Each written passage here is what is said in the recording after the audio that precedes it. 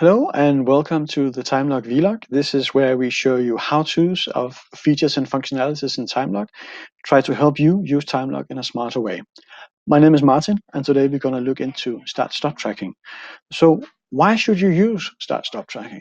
Well, if you switch between tasks a lot, then this is a good thing because it will track it down to the minute to the second of what you do.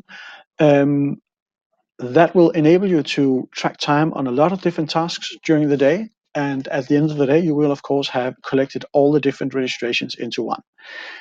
This functionality is actually cross-platform, so it will work on the website of TimeLog. It will work on the iPhone and Android apps, and there's a connection between them. So when you start at one place, it will work on the other. As you can see up here, I have this little heart here. That means that I am now able to do start-stop tracking. If you don't have that on your website, please go to the system administration. You'll need to be in the time tracking setup and configuration of time tracking. Please have a check mark in the allow stopwatch time tracking. It also enables it on the iPhone and the Android apps. And let's have a look at it. So this is TimeLog right now. As you can see, I am not tracking time. I have my iPhone app ready. I have a task that I've previously been tracking time on that I want to start tracking time on again. So I am just going to click play on this one. As you can see, it now changes. So it starts tracking time. When I go back into TimeLog and update the site, you can see that the heart is now up here. I have the hour standing next to it. So I am now tracking time in here as well.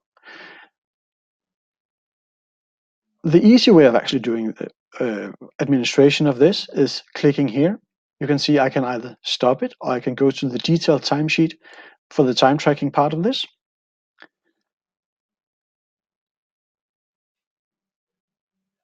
And when I load that, you can see the time tracking is still ongoing. So I'm just going to stop that for now. So we've tracked a little bit of time here.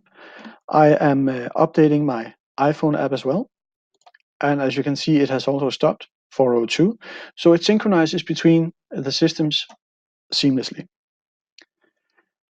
So other ways of doing this is that if, for instance, I've been working on a task yesterday, I'll be able to click play on that one. TimeLog then says, well, you're about to start tracking time on a different day than today. Are you sure you want to do this? And shouldn't we do it now? And I'm just going to click OK.